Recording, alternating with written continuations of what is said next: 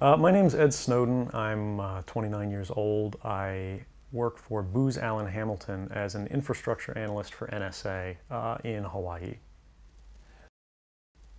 What are some of the positions that you held previously within the intelligence community? I've been a systems engineer, systems administrator, senior advisor for the Central Intelligence Agency, solutions consultant, and a telecommunications information systems officer. One of the things people are going to be most interested in trying to understand who you are and what you're thinking is there came some point in time when you crossed this line of thinking about being a whistleblower to making the choice to actually become a whistleblower. Walk people through that decision-making process.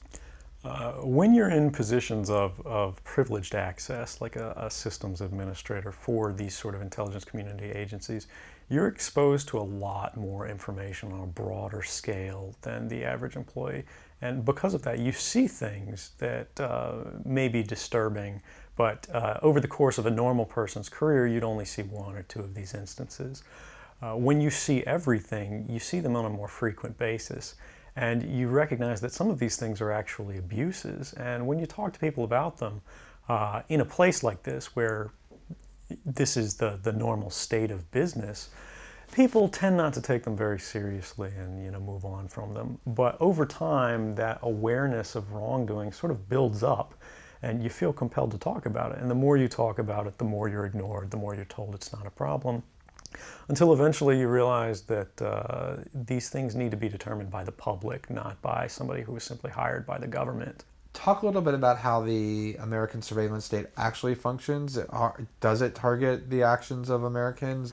NSA and the intelligence community in general is focused on getting intelligence wherever it can, by any means possible, that it believes on the grounds of sort of a self-certification that they serve the national interest. Originally, we saw that focus very narrowly tailored as foreign intelligence gathered overseas. Now, increasingly, we see that it's happening domestically. And to do that, the NSA specifically targets the communications of everyone. It ingests them by default. It collects them in its system, and it filters them, and it analyzes them, and it measures them, and it stores them for periods of time, simply because that's the easiest, most efficient, and most valuable way to achieve these ends. So while they may be intending to target someone associated with a foreign government or someone that they suspect of terrorism, they're collecting your communications to do so. Any analyst at any time can target anyone, any selector, anywhere.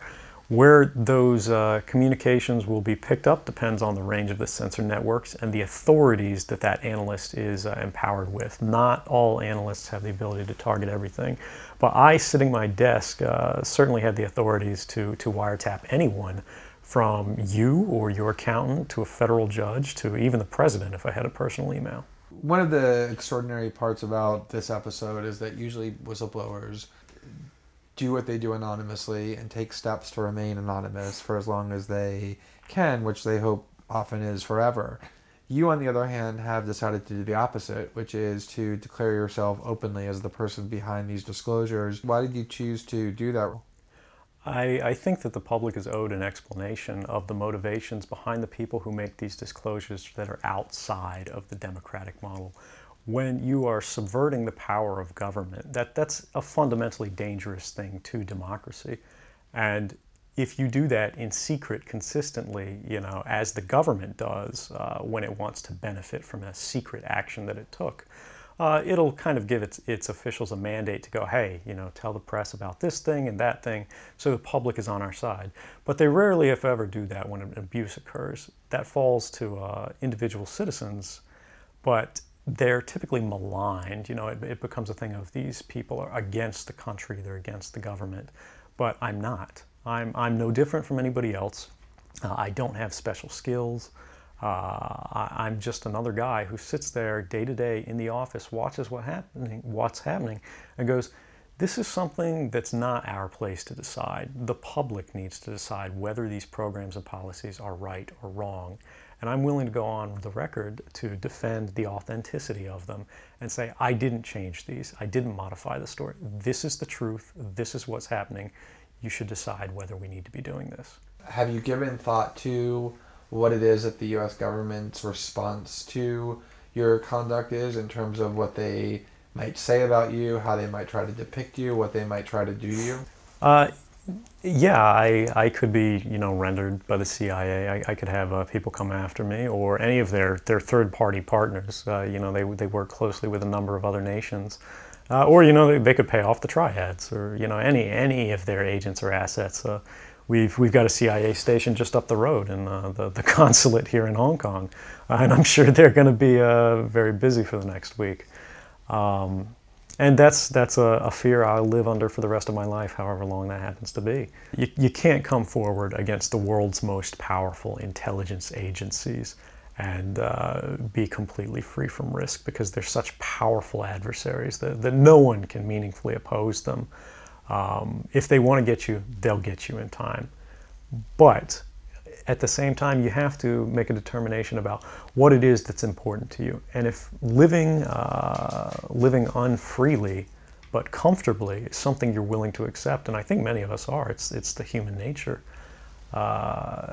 You can get up every day, you can go to work, you can collect your large paycheck for relatively little work against the public interest, and go to sleep at night after watching your shows. But if you realize that that's the world that you helped create, and it's going to get worse with the next generation and the next generation who extend the capabilities of this sort of architecture of oppression, you realize that you might be willing to accept any risk. And it doesn't matter what the outcome is, so long as the public gets to make their own decisions about how that's applied. Why should people care about surveillance? Because even if you're not doing anything wrong, you're being watched and recorded. And the storage capability of these systems increases every year consistently by orders of magnitude, to where it's getting to the point you don't have to have done anything wrong. You simply have to eventually fall under suspicion from somebody, even by a wrong call.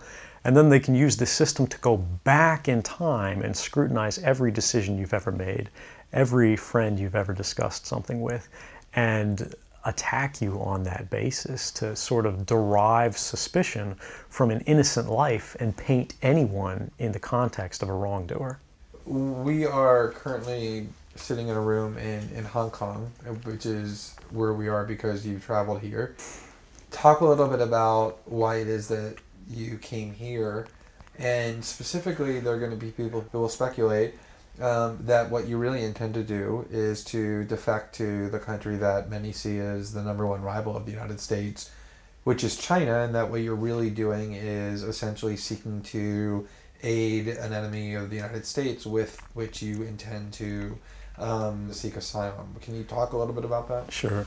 So there's a couple assertions in those arguments that are sort of embedded in the questioning of the choice of Hong Kong.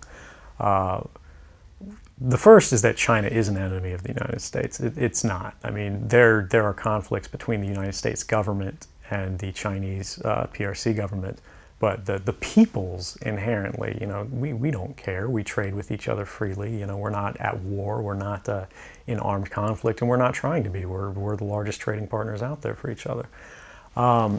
Additionally, Hong Kong has a strong tradition of free speech. People think, oh, China, great firewall. Mainland China does have significant restrictions on free speech, but the people of Hong Kong have a long tradition of protesting in the streets, of making their views known. The internet is not filtered here, no more so than any other Western government. And I believe that the Hong Kong government is actually independent in relation to a lot of other leading Western governments. If your motive had been to harm the United States and help its enemies, or if your motive had been personal material gain, were there things that you could have done with these documents to advance those goals that you didn't end up doing? Oh, absolutely. I mean, anybody in the positions of access with the technical capabilities that I had could, suck out secrets, pass them on the open market to Russia. They always have an open door, as we do. I had access to, you know, the full rosters of everyone working at the NSA, the entire intelligence community, and undercover assets all around the world, the locations of every station we have, what their missions are, and so forth. If I had just wanted to harm the U.S., you know, that you could shut down the surveillance system in an afternoon. But that's not my intention, and I think for anyone making that argument, they need to think, if they were in my position, and you know, you live a privileged life, you're living in Hawaii in paradise and making a ton of money, what would it take to make you leave everything behind? The greatest fear that I have regarding the outcome for America of these disclosures is that nothing will change. People will see in the media all of these disclosures. They'll know the lengths that the government is going to grant themselves powers unilaterally to create greater control over American society and global society. But they won't be willing to take the risks necessarily to stand up and fight to change things, to force their representatives to actually take a stand in their interests. And the months ahead, the years ahead, it's only going to get worse until eventually there will be a time where policies will change, because the only thing that restricts the activities of the surveillance state are policy. Even our agreements with other sovereign governments, we consider that to be a stipulation of policy rather than a stipulation of law. And because of that, a new leader will be elected. They'll flip the switch, say that because of the crisis, because of the dangers that we face in the world, you know, some new and unpredicted threat, we need more authority, we need more power, and there will be nothing the people can do at that point to oppose it, and it'll be turnkey tyranny.